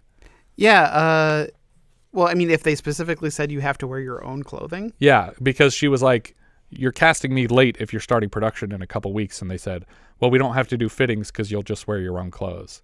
And she was like, no, thank you. This is not the first time that de Havilland took a role from Crawford, nor the second. In 1962, production on Lady in a Cage was going over schedule and Crawford dropped out, making room for de Havilland to step in, and 2 years later in 1964, Miss Crawford fell ill and dropped out of Hush Hush Sweet Charlotte, and de Havilland was brought in to play the part. Before even Crawford was offered the role, producer William Fry offered it to Irene Dunn with an additional offer of a brand new Rolls-Royce every year for a decade.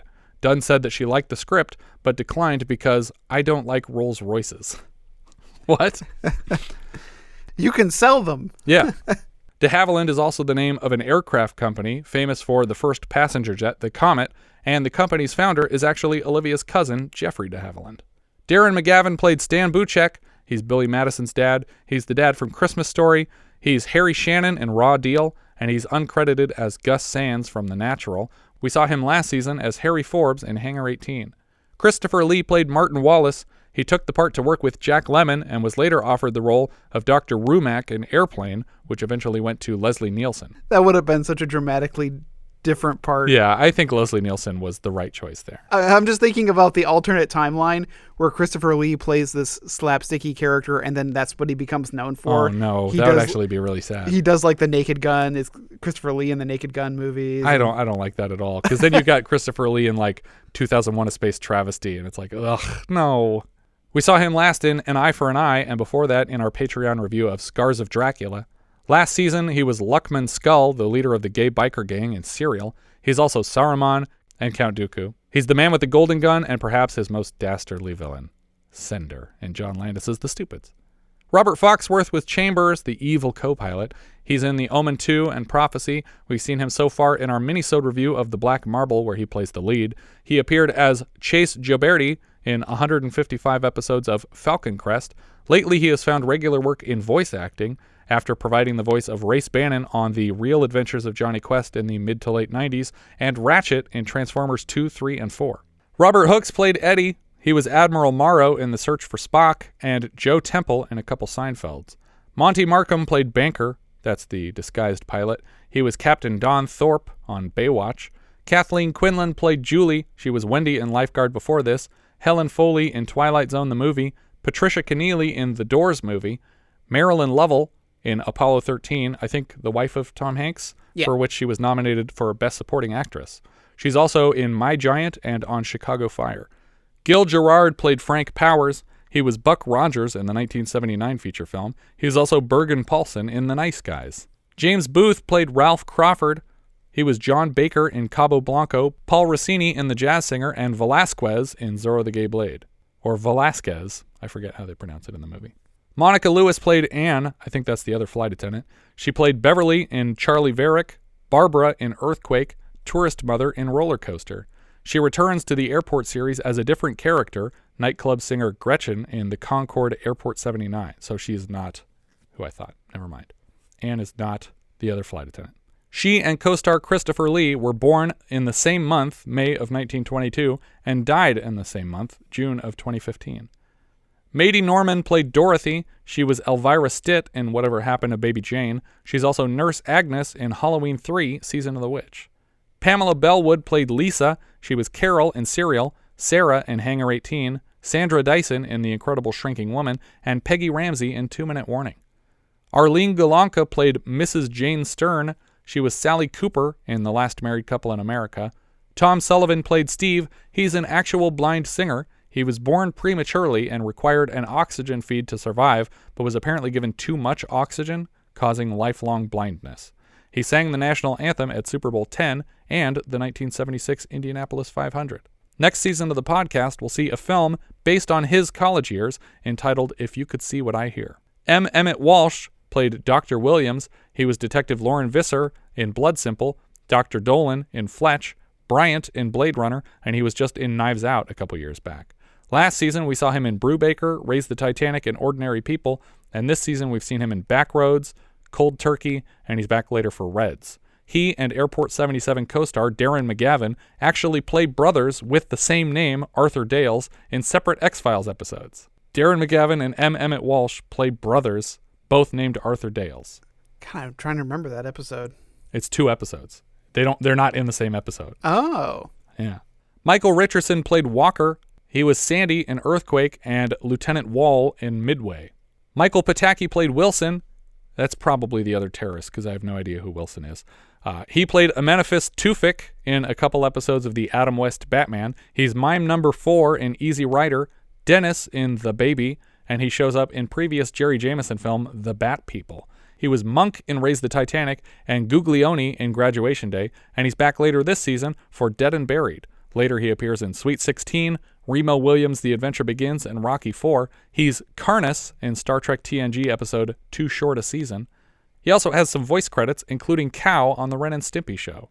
George Firth played Gerald Lucas. He was Woodcock in Butch Cassidy and the Sundance Kid, and Charlie Flager Jr. in Myra Breckenridge. We had him earlier this season as A.F. Foyt, fellow lover of trees in Cannonball Run, and he's Van Johnson in Blazing Saddles. Yeah, that's the thing that I recognized him from immediately. I was like, I know this guy. Oh, he's also Timon in The Man with Two Brains. Richard Venture played Commander Paul Guay. He was Franklin in Series 7, The Contenders. Have you ever seen that? It's like a reality show feature film about these people who are, it's like a battle royale type thing, but there's 7 contestants that have to kill each other, and the lead actress is the girl that was in the pit in Silence of the Lambs. Okay. But it's good.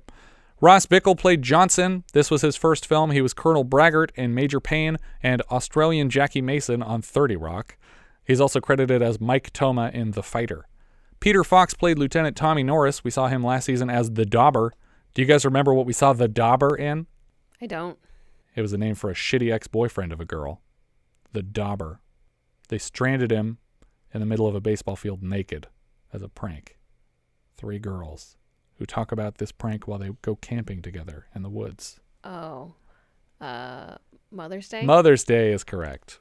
He's also Dr. Wilson in Night of the Comet. Beverly Gill played stewardess number 3. She's one of the furniture girls in Soylent Green, and she's Maggie in Blackula sequel, Scream Blackula Scream. Charles Macaulay played Admiral Corrigan. He was Dracula in Blackula. He's Hirsch in Hindenburg. He's a general in The Big Red One and another general in Raise the Titanic. And he plays the president in Splash. I don't remember that story involving the president. Tom Roski played Hunter. He was a private detective in the original Thomas Crown Affair and Rocco Lampone in The Godfather Part 2. Arthur Adams played Commander Reed. He was a police sergeant in Midnight Madness and Leipzig manager in Last Flight of Noah's Ark. He's also Mr. Jenks in Coming to America. Anthony Battaglia played Benji. He's Stokely in Serial. Elizabeth Cheshire played Bonnie Stern, that's the little girl, and she played Darcy Dumar in Melvin and Howard, the daughter of Melvin Dumar. Paul Twerp played Officer of the Deck. He played a newlywed in Airport 75, and we also saw him as Clink in Raise the Titanic and John in Inside Moves. Dar Robinson played Larry. He was a miner in Paint Your Wagon, an ATAC man in Nighthawks, and he's Rolf in Cyclone. Ted Chapman played the chef in The Galley. He was a policeman in Bananas. We've seen him so far as Man in Bar in Don't Answer the Phone, and as an airport steward in Airplane. M. James Arnett played Passenger. He's a truck driver in Foul Play. We saw him last season as Jim in When Time Ran Out, and he's back later this season as Parent in Taps. His last film credit is as Radio Man in The Blob, the Frank Darabont produced Blob. Chuck Hayward played Passenger. He appears as Judd in current Patreon option Night of the Lepus. He shows up later in Parts The Clonus Horror and in The Swarm alongside Airport 77 co-stars Olivia de Havilland and Lee Grant. We've seen him as Earl Proctor in Tom Horn and Wald from the Cavendish Gang in The Legend of the Lone Ranger. George Whiteman played Passenger. He was Beck in Raise the Titanic from the same director. Gene Coulter played Passenger. Ski Boat Driver from Jaws 2 from a couple Patreon picks back. Chris Lemmon was the radio man. This was his first credit. We saw him as Robbie Rotman in Happy Hooker Goes Hollywood and as a policeman in Seems Like Old Times. He shows up later as a CHP officer in Cannonball Run 2.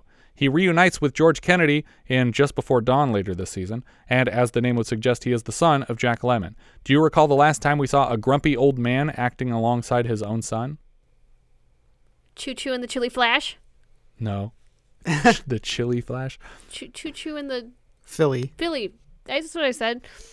But that's true, though. Technically, you are correct. But when I said grumpy old man, I was referring specifically to the cast of Grumpy Old Men. Oh. But you are right. Alan Arkin and Adam Arkin are both in Choo Choo and the Philly Flash. But I prefer Chili Flash now. The chili dogs. Yeah. Any ideas? Well, I'm assuming it's hopscotch. It is hopscotch, yeah. His son played one of the FBI men sent to arrest him. Yeah, because I don't think it was Little Miss Marker. No. John Clayton played FAA supervisor. Last season, he was Judge Weatherall in the competition. John Carey, not that John Carey, played Lieutenant Commander. He was Detective Mitchell in Dolomite, and he was promoted to Chief in time to appear in Black Dynamite. He will soon be appearing as John Rothschild in Babylon. Jimmy Ray Weeks played a pilot. He was a TV producer in Eyewitness earlier this season and a seller in Cruising last season. He also shows up in The Manhattan Project, Frantic, Midnight Run, The Abyss, and Hot Shots. One of his most recent credits was as a prison guard in Requiem for a Dream, and he kind of looks like a skinnier, younger Bill Fagerbach. William Whitaker played Radio Man. He was an ambulance driver in Earthquake. Nancy Burnett played Radar Room Controller. She's a nurse in It's Alive, and her latest credit is 229 appearances as Beth Logan on The Bold and the Beautiful. Bill Jelliff played Johnny in Dirty Harry sequel The Enforcer, and we saw him last season as a man on the ferry in Serial, just in the background. Ricky Sorensen played Controller Number 2. He's the voice of Wart in Sword in the Stone, and after this, he shows up as a technician in The Cat from Outer Space. George Kennedy played Joe Petroni. He appears in Charade, The Flight of the Phoenix, The Dirty Dozen, Cool Hand Luke, for which he took a Best Supporting Actor Oscar, and Earthquake. We've covered his work in Dirty Dingus McGee, Death Ship, and Modern Romance for the show, where he played himself on Modern Romance. He's back for Just Before Dawn later this season. Growing up, I knew him best for his comedic outings like Police Squad and the Naked Gun films. The character of Joe Petroni appears in all 4 airport movies and always played by Kennedy, though this installment features him the least. He's only got about 90 seconds of screen time, and he's rarely on the plane in the franchise, except in the last film where he's flying it. Jimmy Stewart, James Stewart, plays Philip Stevens. He's Hollywood royalty with credits dating back to the early 30s, including You Can't Take It With You, Mr. Smith Goes to Washington, The Shop Around the Corner, The Philadelphia Story, for which he was awarded a Best Actor Oscar, Rope, The Greatest Show on Earth, The Spirit of St. Louis, Vertigo, Anatomy of a Murder, The Man Who Shot Liberty Valance, How the West Was Won, Fly to the Phoenix, his first aviation disaster movie with George Kennedy. He actually has 5 titles total with George Kennedy. He was in Shenandoah, The Flight of the Phoenix, Bandolero, Fool's Parade, and this together. Well, I was going to say that there's another airline disaster movie that he's in, No Highway in the Sky. Yeah. With him and Glynis Johns. Oh, okay. I like that one. I'll have to check it out. His final credit was as the voice of Sheriff Wiley Burp in An American Tale, Fievel Goes West. Bob Harks played a Brinks guard. He has almost exclusively uncredited roles, and I call bullshit on most of them. Looks like the dude was in 100 movies in 1976. I mean, is he the guard that's on the plane? No, he's not that guard. So he must be a guard somewhere else in the movie. But he seems like a pathological liar who learned how to use IMDb, because more than 99% of his IMDb page is uncredited, and he has like 300 credits. So I'm going to assume that only your real credited roles are not made up. Jack McDermott plays a reporter. He was Banker in Hardly Working. He was Win in The Final Countdown, and he was the dad of the lead girl in The Funhouse. We'll see him later this season as a reporter in Superfuzz and as news staff in Absence of Malice. Frank Slayton played henchman uncredited. I don't remember another henchman. I think there was just the 3. This was his first film. He's also a henchman in Johnny Dangerously, presumably one of Maroney's gang. He's Drago's bodyguard in Rocky IV, and he played an inmate in MacGyver episode A Prisoner of Conscience. Conscience. Conscience. Just a bunch of shells. I also drink blood. Most recently, he's credited as Super Seat customer in Tim and Eric's $1 billion movie. We'll see him later this season as a restaurant patron in Only When I Laugh. I like that you're the only one who's going to get that reference. Yep. I also like to drink blood. I think that's everything for Airport 77. Thanks again to Louis Letizia for their generous contribution to the show. If there's any title you'd like us to review, our top Patreon tier includes a custom review of any pre-1980 title. If you have any thoughts you'd like to share, we are Vintage Video Pod on Twitter, Facebook, Instagram, YouTube, and Letterboxd, where, as I've said before, you can find each of our full movie rankings for the year. We can also be found at vintagevideopodcast.com. Thank you so much for listening, and I hope you'll join us next time when we'll be discussing whatever you choose. We leave you now with a trailer for Airport 77. Something's wrong. Flight 23 Sierra, a private 747. The luxurious plaything of one of the world's wealthiest men. Good evening, ladies and gentlemen. I'm glad you could join us. I've lost contact with 23 Sierra. The passengers, A collection of the rich and the beautiful. It's just not here. The cargo, a priceless fortune in art. They're in the Bermuda Triangle. And now, Flight 23 Sierra is off course and in trouble.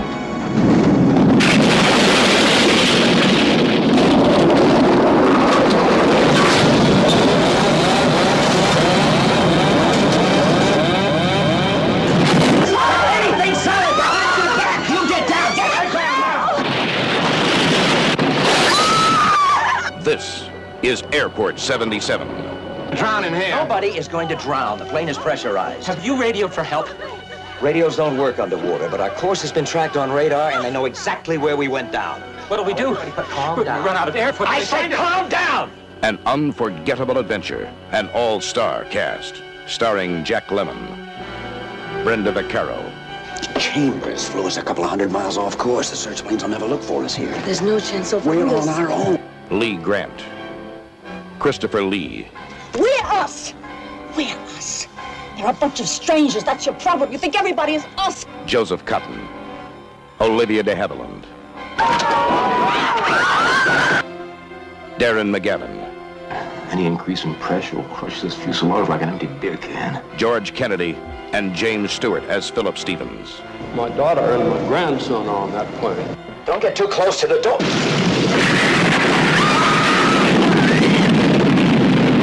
This is Navy Search Base. Go ahead, Navy Search 5. Have located the aircraft at coordinates given. Aircraft is completely submerged. I want this to be a first stage alert. There could be helos, scuba teams, compressors, air hose packages, the works. I want this treated exactly like an emergency sub-salvage operation. The tradition of motion picture excitement continues. Airport 77. Bigger, more exciting than Airport 75.